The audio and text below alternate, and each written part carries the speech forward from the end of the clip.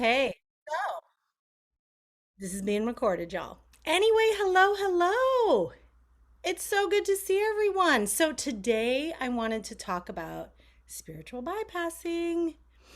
This is a topic that is near and dear to my heart because I feel like, oh, Haley says, oh, good, I'm running late this morning too. Yeah.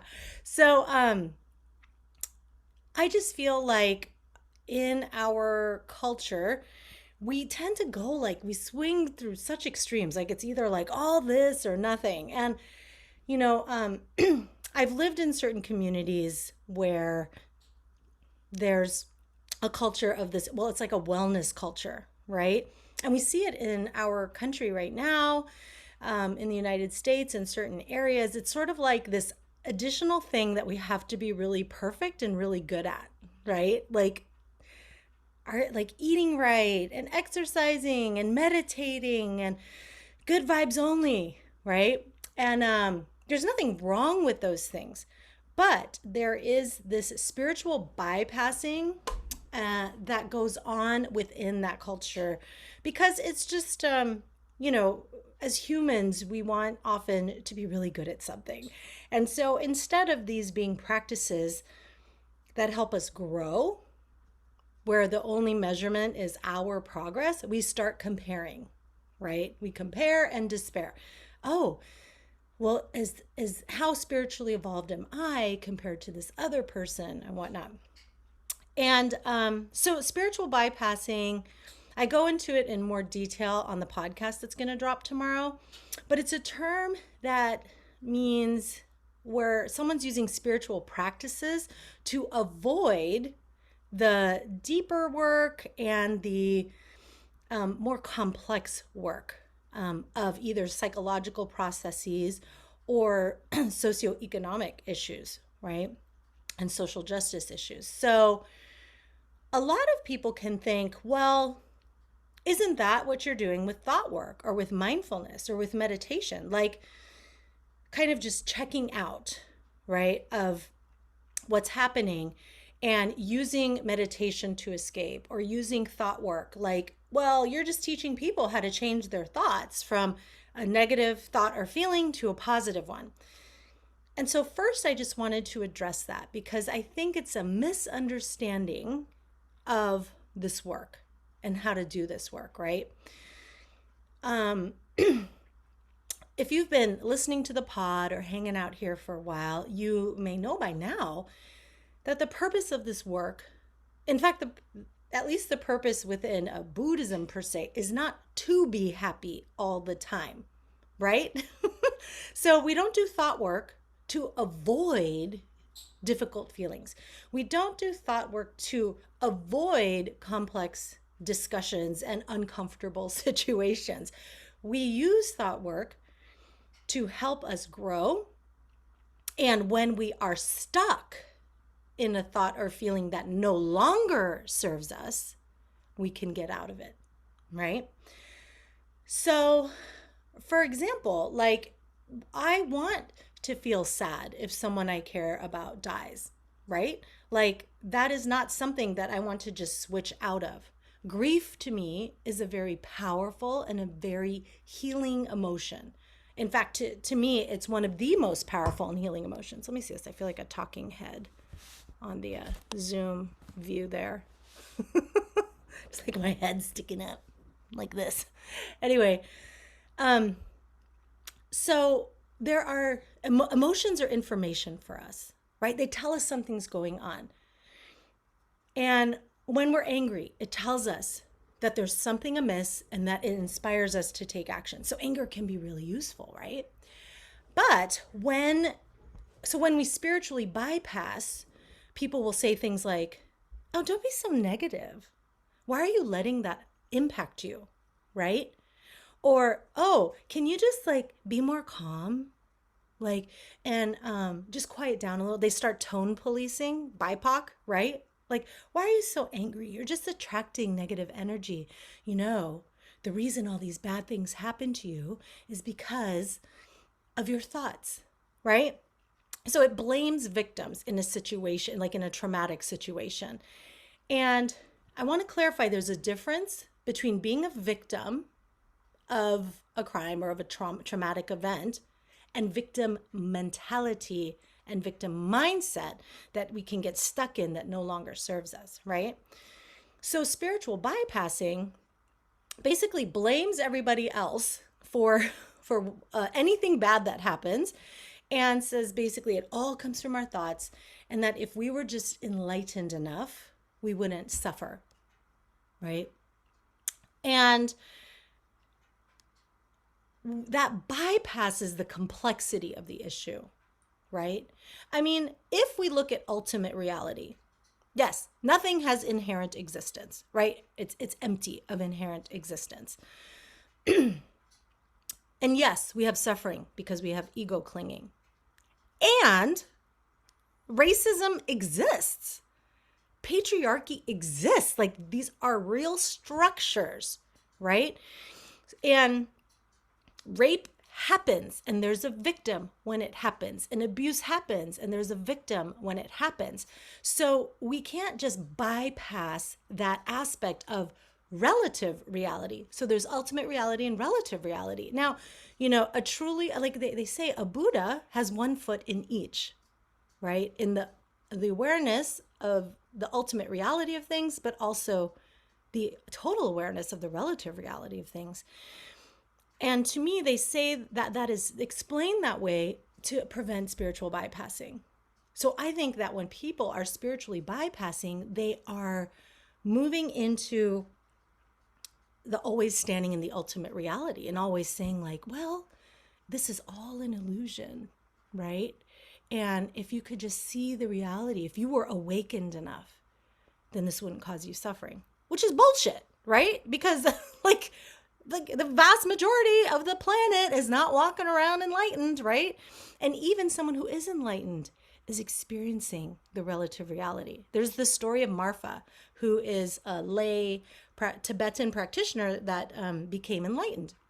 And when his son died, he collapsed on top of his son and was sobbing. And his students came up to him and they're like, why are you suffering like that? Right? Because he's an illusion. And Marfa says, but he was a super illusion, right? Like feeling the great, like that's like that aspect of it. The relative reality is a real felt experience. And when another story, Jeff Foster, who's a non-dual teacher, talks about how he was at a conference and a woman was talking about her son that had died. And the teacher at that conference had said, you just need to wake up. The only reason that your heart is raw and broken, because those were the words she used, my heart is raw and broken. He said, that's only because you need to awaken, right? This is all an illusion. And what Jeff Foster says, which I totally agree with, is if that's spirituality, I want nothing to do with it, right? Like, where's the humanity? Where's the compassion in that? So there's those extreme examples of just closing off to another human's suffering and blaming them and their lack of spiritual progress for their felt experience and suffering. And then there's the day-to-day examples of where we see what's happening around us. And in the way I apply this is, instead of speaking up when someone makes a racist comment, or instead of, I'm trying to change policies of harassment at work, or I'll just go meditate, right? And hey, I've been there. I'm not saying I've never done this, and I'm not saying that I don't say stupid shit sometimes, right? But like, the goal is to try to not use the spirituality as an escape.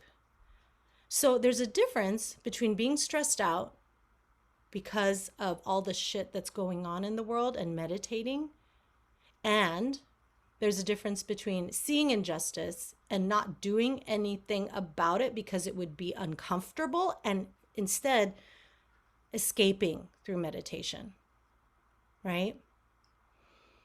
some people have argued, like, oh, a true Buddhist doesn't make a scene. Like, they are quiet, and instead of speaking up, they go inward, because the best progress in the world would be made if we make spiritual progress ourselves. And what I think about that is, that's another example of all or nothing thinking. Like, why can't we do both? Why can't we have our spiritual practice and take action, right? Why can't we have our spiritual practice and fully feel the suffering and the compassion of this world and of ourselves, and give ourselves compassion and others compassion, right? So when we go back to thought work, I want you to watch out if you happen to be spiritually bypassing. Like, common things that I've said in the past.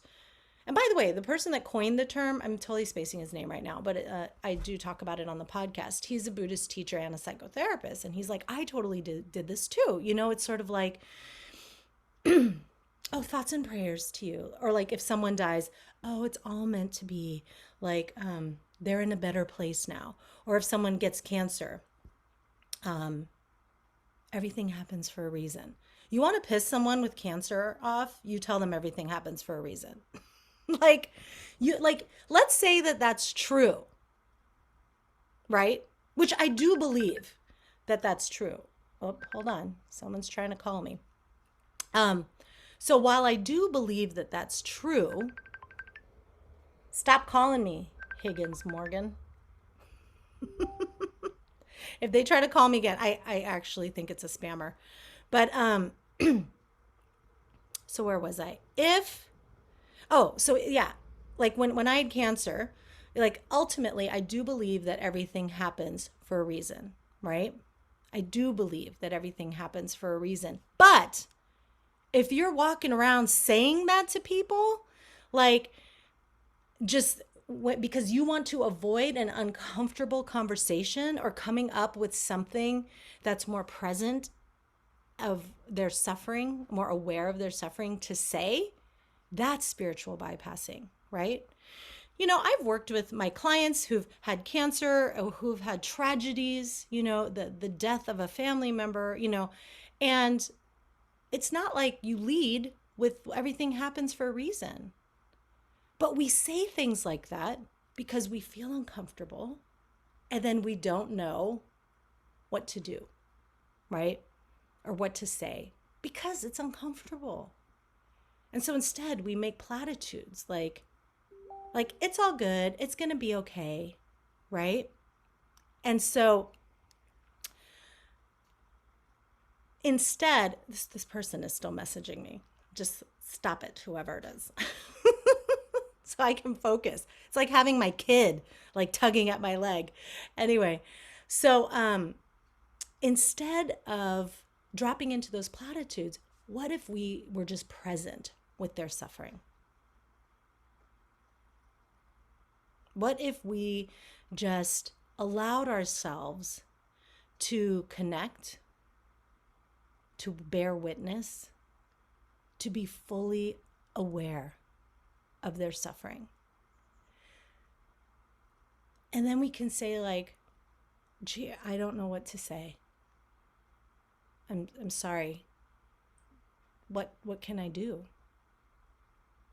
And really, that's all we want when we're in deep suffering.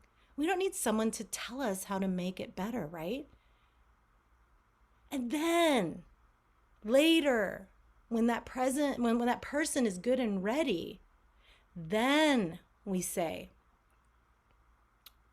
you know, how are you doing? And they may say, I'm ready to move on, but I'm stuck. Or, okay, like I'm kind of done feeling sad now, right? But all of that, my friends, comes after the fully feeling the difficult feeling. Fully addressing and witnessing the complexity of what's happening. The only person to decide if they're ready for the next step is that person, right? And then, other than that, we're just saying, I see you. You are my brother. You are my sister. I'm here with you. I think Jeff Foster said, like, your heart is raw and broken, and you are my sister. And this is from a non-dual teacher. And for those of you not familiar with the term, I'm oversimplifying it, but non-duality is like nothing is good or bad. Nothing. And spiritual bypassing is applying that to the real human experience of suffering without compassion and without first doing the hard work and the uncomfortable work of being present. So there's spiritual bypassing with other people, right? And then there's spiritual bypassing with ourselves. There's spiritual bypassing with our own suffering. We say, oh, I don't want to have this difficult conversation. I'm just going to go meditate until I feel better and it doesn't bother me anymore. And then go back to the world. Right?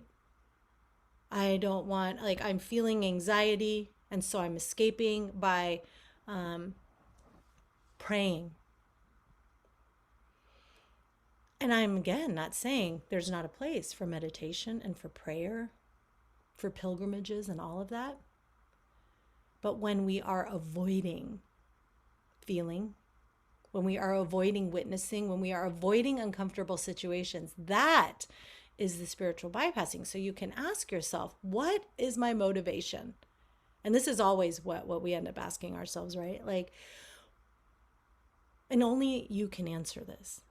But what's my motivation here in going to meditate? And I'm not saying spiritual bypassing should never happen. If we're about to rage and meditation helps us calm down, great. Go ahead, use it, center, and then process that anger, process that rage, right? If we just ignore it and escape it, it's still there and it's festering, right? So we can use spiritual bypassing with ourselves to avoid difficult feelings. That can look like thought work, right? So instead of doing a thought model, and if you're not familiar with that, it's what we do in Freedom School and with my one-on-one clients. But you can do a thought model and just be with that negative emotion first before moving into the intentional model and feeling better. Because if you don't do that, that's a form of spiritual bypassing, right? Where you're not addressing the current situation and you're just trying to escape it and change everything with your thoughts, right? Our thoughts are very powerful to affect our emotional experience, right? And that leads to definitely many, many, many results. And there's more complexity, right? We co-create it with other people's thoughts. We co-create it within a structure of patriarchy where racism exists. All of this, right? So shit is not as simple as it seems, and it's as simple as it seems, right?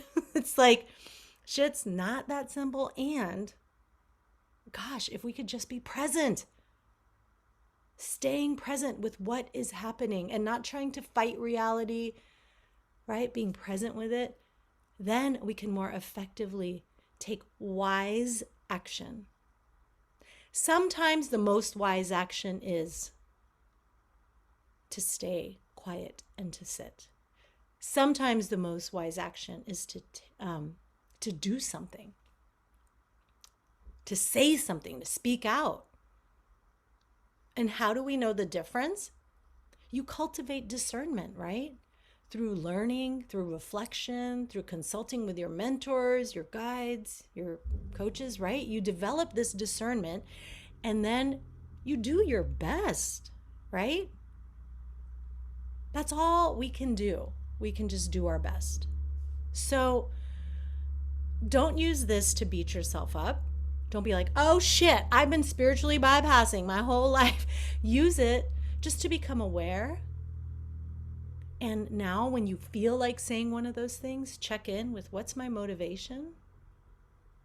When you feel like running away into meditation or yoga or something, ask what's my motivation here? You know, if you need to use it as a stress response, as a self-defense mechanism, great. Just have awareness of that.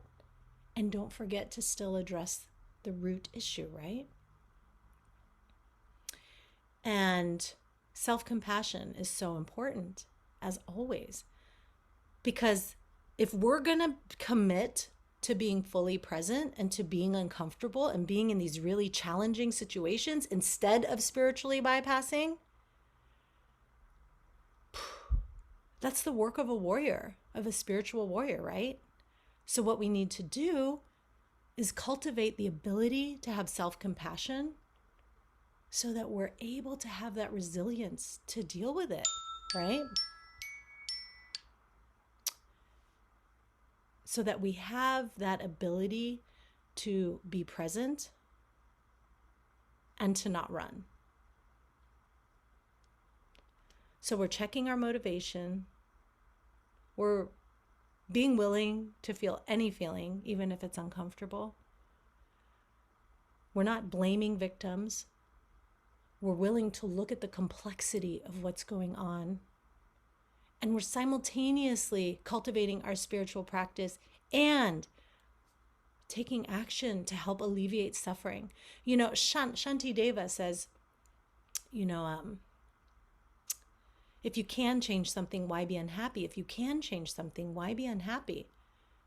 So if we can change a situation to help alleviate the suffering of others, then why not? And the goal is not to be always happy. Shanti Deva, who wrote, the Bodhisattva's Guide to the Way of Life, also talks about feeling the suffering of others so deeply that with your whole being, you're willing to do whatever it takes to help them. Not to run away, not to hide in your cave and just escape the world, but to be a bodhisattva, like out there taking action to alleviate your suffering and the suffering of the planet, and when you can, right? All right, that's what I got for you today. So you all take care, my friends. It was awesome seeing you. Spiritual bypassing, be kind to yourselves. Oh, and go sign up at naughtybuddhist.com, NAUGHTY, naughtybuddhist.com for the Speak Out class. I'm going to teach you how to not freeze when you're in an uncomfortable situation and someone is trying to bully you or like inappropriately call you out or harass you. I call it verbal self-confidence or verbal confidence course, right? Like where you're going to learn how to step back into your power and speak out from a place of integrity and compassion and grace, okay? naughtybuddhist.com. Sign up. And if you can't make the live class, it'll be recorded, okay? It's free. By the way, I forgot to tell you, it's free. Okay, bye everyone. Yes, ciao.